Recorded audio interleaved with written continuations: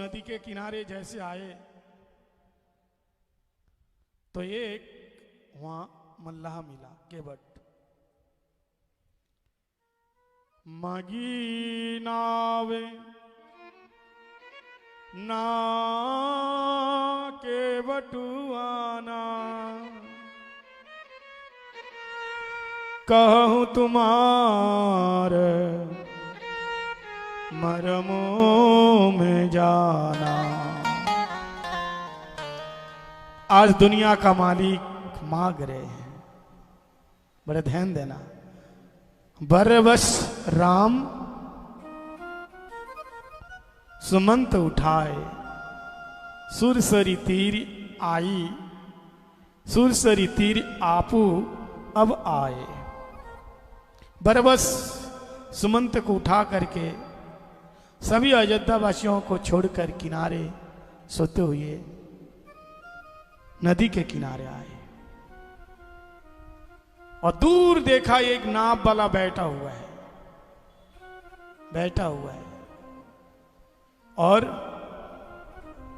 बड़े शांत बैठा हुआ है।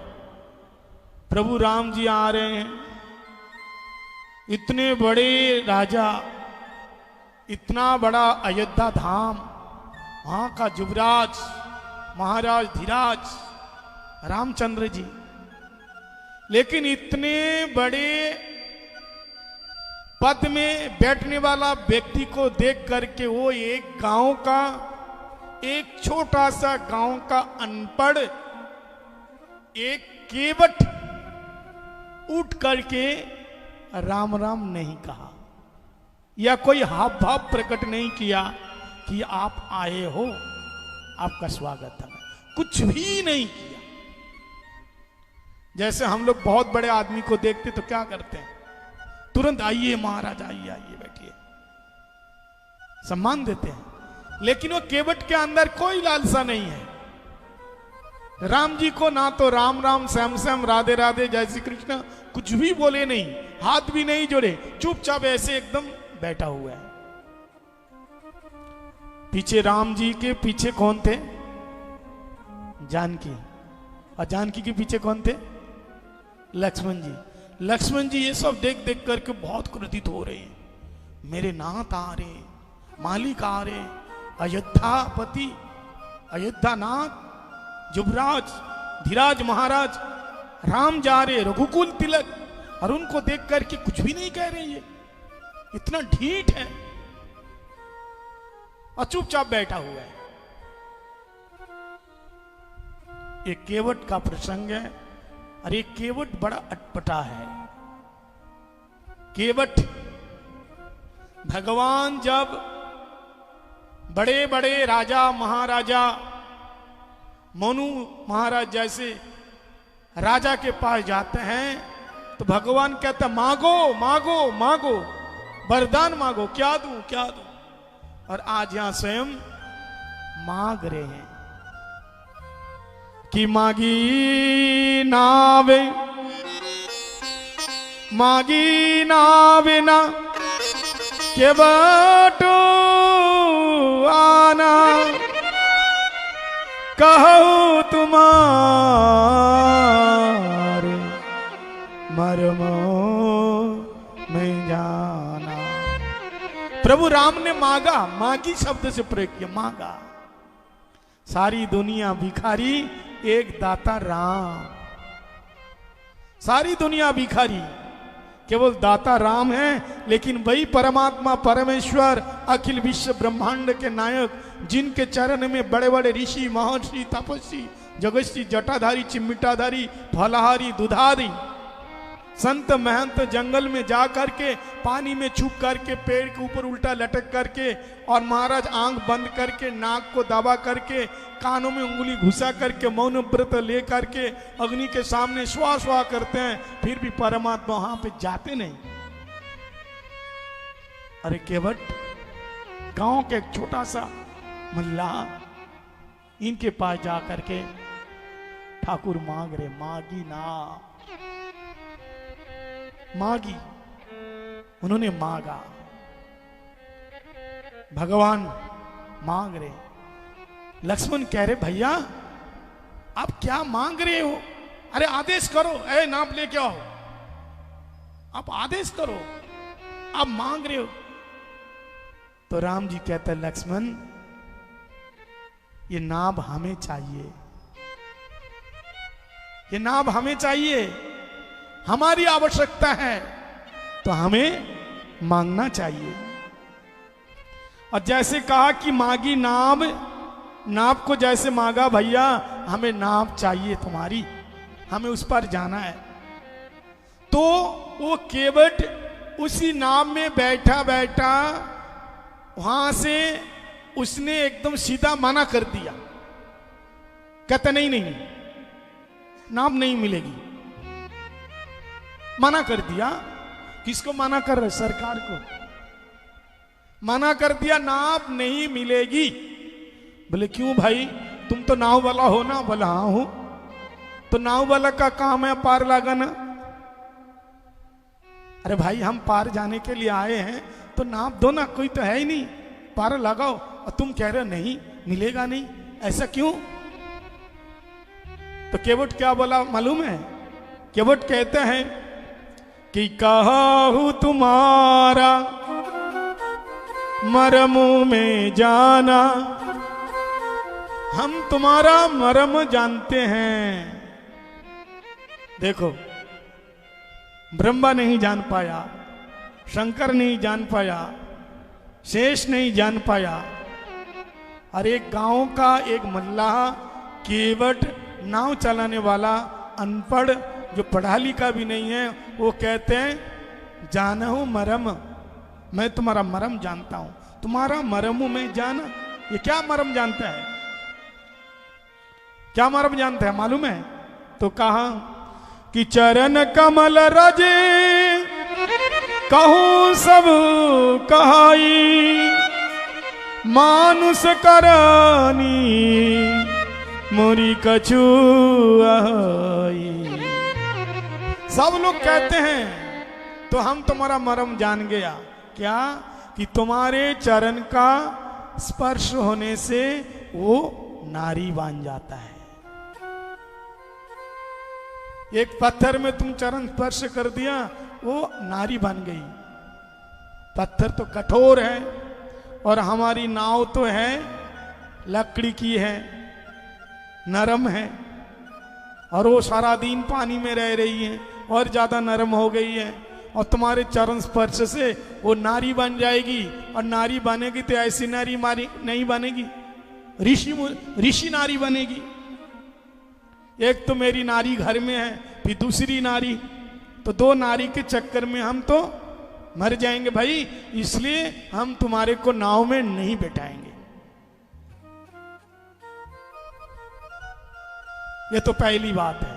और दूसरी बात कि जो पहले आया उसको पहले हम पार लगाएंगे। राम जी ने कहा कि बट यहां तो कोई तो दिखता नहीं, पहले तो मैं आए ना, यहां तो कोई तो नहीं है, और तुम कह रहे हो जो पहले आया उसको पहले पार लगाएंगे, यहां तो कोई नहीं है। बोले प्रभु इस बात की तो रोना है, आपको तो दिखता नहीं कि पहले कोई भी है, पहले तो हम आए हैं, पहले आप हमें पार लगाओ, फिर बाद में हम आपको पार लगाएंगे। आप हमारे द्वार में आए हैं, आप इस संसार के इस साधारण एक तामसा नदी को पार होना चाहते हैं, इस नदी के मल्लाह हम हैं। और जब हमारी बारी आएगी भव सागर पार होने का, उस भव सागर के मल्लाह आप ही हो। जब हमारी बारी आएगी आप हमें पार लगा देना। तो बहुत पहले से हम तो बैठे हैं, हमारे कितने कितने खानदान पुरख हैं ये नाव का काम किया है, सब बैठे हैं उसी लाइन में, तो हम तो बैठे हैं, हमें पहले पार लगाओ। और पार लगाऊं आपको क्यों क्यों लगाऊं पार? लक्ष्मण जी कहते हैं तू जानते हैं ये कौन है? तू ऐसी बात करेगा? बोले हाँ हम जानते हैं, हम जानते हैं कि दशरथ महाराज जी का बेटा है, पुत्र है, जिन्होंने स्त्री की बात सुन करके बेटा को घर से निकाल दिया। अरे तुम्हारे बड़े भाई पितु आज्ञा सर्वपरि मान करके वन में आए। लक्ष्मण जी कहते तू मेरे पिताजी तक जाते हैं, तू जानते नहीं है मैं काल हूं, तेरे को मार डालूंगा। और इतना क्या करके महाराज कर्कश में से धनुष निकाले, बाण निकाले और धनुष निकाल करके मारने के लिए तैयार हुए। तो उसी समय केवट खिल खिल करके हंस पड़े, बोले लक्ष्मण जी तुम्हारे को यहां नहीं चलेगी, तुमने बहुत अपना प्रभाव दिखा दिया पहले, लेकिन आज तुम्हारी एक भी नहीं चलेगी। तुम मेरे को मारोगे तो मेरे को तो बहुत ही लाभ है। राम जी ने कहा केवट तू क्या बात कहते हैं, मरने से भला किसी का लाभ होता है? बोला हमारे को तो लाभ ही लाभ है। बोले कैसे? बोले जैसे बाण तुम मारोगे मैं मर जाऊंगा। पहली बात तो मेरी मृत्यु किसके हाथ से हो रही है? साक्षात विष्णु के हाथ से। लक्ष्मण जी कौन है? विष्णु है साक्षात। एक तो भगवान के हाथ से मेरी मृत्यु होगी, दूसरी बात मेरा लाभ यह है कि गंगा जी के तट पर मेरी मृत्यु होगी, और तीसरी बात जब मेरी पत्नी को पता चलेगा कि मेरे पतिदेव को मार दिया, वो बेचारी एकदम केस को खोल करके दौड़ती हुई दहाड़ मारती हुई रो रो करके मेरी लाश की चारों तरफ दौड़ घूम घूम करके रोएगी।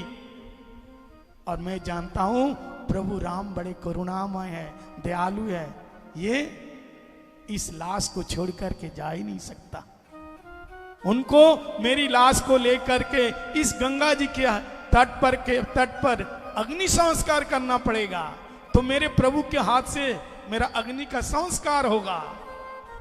और मेरी कोई संतान नहीं है, मेरी पत्नी अकेली है, तो मेरी जो 13वीं है, 13वीं तक तुमको यहां रुकना पड़ेगा। 13वीं करके श्राद्ध करके तब जाना पड़ेगा। अब तुम मारो मेरे को। लक्ष्मण जी बाण अपने आप रख दिया। बाप रे बाप, इतना लंबा कार्यक्रम है, कौन मारेगा? हा? मारने से इतना झंझट है। केवट कहते हैं लक्ष्मण पूर्व जन्म में तुम्हारी बात चली थी, लेकिन इस जन्म में नहीं। ये पूर्व जन्म में ये केवट क्षीर सागर का एक कछुआ था, कच्छप। इनके मन में आस था कि क्षीर सागर में नारायण भगवान रहते हैं, तो मैं जाऊं दर्शन करके आऊं। तो छोटा सा वो कछुआ बेचारे अपने छोटे छोटे नन्हे मुन्ने पैरों से धीरे धीरे धीरे धीरे चलते चलते कितना हजारों साल लग गया। भगवान के पास गए क्षीर सागर में, तो वहां क्या देखा? नारायण भगवान शेष के ऊपर ऐसे लेटे हुए थे और माता लक्ष्मी जी चरण दबा रही थी। कछुआ ने देखा कि इतनी दूर से मैं चल करके आया हूं बहुत दिन के बाद, तो भगवान का चरण स्पर्श करना चाहिए। तो अपनी चोंच को निकाल करके, मुंह को निकाल करके भगवान का चरण स्पर्श करने के लिए चाहा। इतने में लक्ष्मी देवी देख लिया और देखा कि ये कछुआ भगवान के चरण में आघात करेगा। भगवान का चरण कितना कोमल है, भगवान के चरण में बहुत दर्द होगा। इसलिए लक्ष्मण जी, कौन? शेषनाग, उनको इशारा किया, इसको क्या करना, दूर भगाओ। तो शेष उन्होंने मुंह से फुसकार मार करके उस कछुआ को दूर भगा दिया। दूर जाकर के गिरा, जोर से फुसकार किया, दूर चला गया। लेकिन कछुआ ने सोचा नहीं नहीं, ऐसे नहीं जाना होगा मेरे को, इतने दूर से चल करके आया हूं, भगवान का चरण तो स्पर्श करना ही है। फिर दोबारा आकर के चरण स्पर्श करना चाहा, फिर जोर से जैसे फुसकारा दिया, फिर दूर चला गया। ऐसे बार बार आते हैं, बार बार दूर फेंक देते हैं। अब की बार लक्ष्मी जी ने कहा क्या करते हो?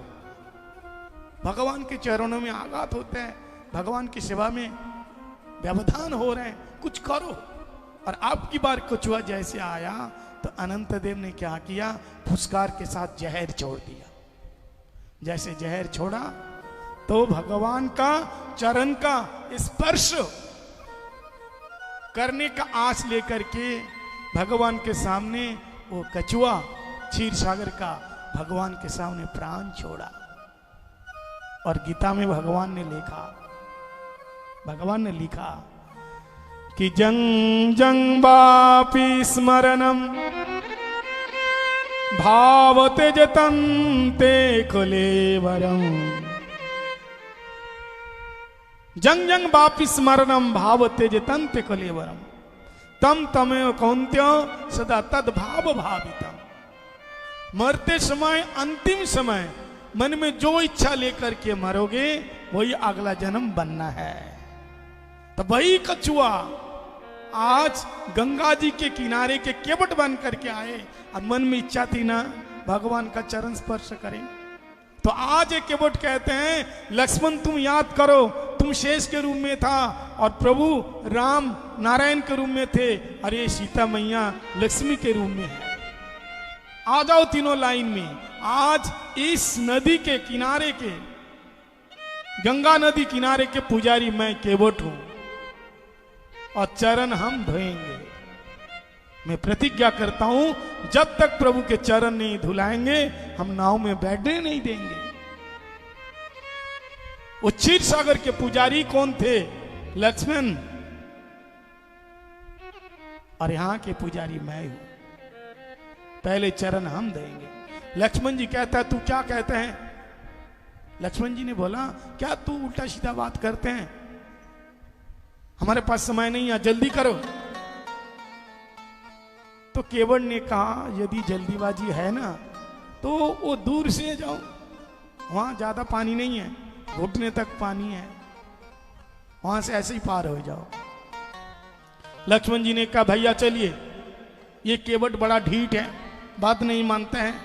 एक तो इसके अंदर शालीनता नहीं है, बात करने की कोई उसका तमीज नहीं है, चलिए आप उधर से चलिए। लक्ष्मण जी का हाथ पकड़ लिया, राम जी का हाथ पकड़ लिया, लक्ष्मण जी चलो उधर से। तो केवट कहता है देखो वहां से जाने की गलती मत करना, अगर पानी ज्यादा हो गया तो डूब जाओगे। हाँ अब मैं जानता हूं तुम्हारे भाई राम जी को तैरना नहीं आता है। बोले क्यों? बोले इनको तारना आता है लेकिन तैरना नहीं आता है। ये आज तक सभी को तारा है लेकिन आज तक कभी तैरा नहीं है, क्योंकि भव सागर में हम सारे बद्धजीव तैर रहे हैं और हमेशा ये परमात्मा सबको तारते हैं। लेकिन आज पता चलेगा कि भव सागर में तैरने वालों को कितना कष्ट होता है। लक्ष्मण जी कह रहे हैं तो भैया फिर क्या करूं? बोले क्या करूं? चरण धुलवाओ। राम जी कह रहे हैं लक्ष्मण जी यही करना पड़ेगा, चरण देना पड़ेगा। तो प्रभु राम आ गए नाव के पास, ठीक है चरण धो लो, आ गया हूं मैं। बोले रुक जाइए महाराज, ऐसे कैसे चरण धोएंगे, हम शादीशुदा है ना। इतना कह करके राम जी को नाव के पास खड़ा करके वो घर की तरफ जा रहे हैं। लक्ष्मण जी ने कहा ये उधर कहां जाते हैं, ये गंगा जी है, ये राम जी है, चरण धो। बोले महाराज जी ऐसे नहीं धोएंगे, हमारी धर्म पत्नी है, हमने सुन रखा है कि कोई भी धर्म का काम करो तो धर्म पत्नी होए तो साथ लेकर के करो, तब ज्यादा फल मिलते हैं। लक्ष्मण जी ने कहा भैया क्या आप सर पे चढ़ा के रखा है इसको, कुछ बोलते नहीं है। ये घर जाएगी, उनकी पत्नी से कहेगी, उनकी पत्नी जब सुनेगी 10 घंटा तो नहाने में लगाएगी, 4 घंटा साजने में लगा देगी, फिर धीरे धीरे आएगी, पूरा दिन ही बेकार हो जाएगा, व्यतीत हो जाएगा। अब बोलते क्यों नहीं हो? लक्ष्मण जी ने कहा अब कुछ कहो। तो राम जी ने कहा लक्ष्मण अब यही करना पड़ेगा, केवट जो बोलेगा वही सुनना पड़ेगा। वो तो अच्छा है हम लोगों से नहीं कहा कि घर में चलो हमारा घर का बर्तन मांज दो, अगर ऐसा भी बोले ना तो ऐसा भी करना भी पड़ेगा, क्योंकि आज हम लोग आए इनके द्वार में और इनको ही पार लगाना है, हमको पार जाना है। अब ये जाता है दौड़ते हुए, खुशी के मारे आज प्रभु राम आए हैं हमारे पास। कितने पुरखे प्रतीक्षा कर रहे हैं और आज आए हैं।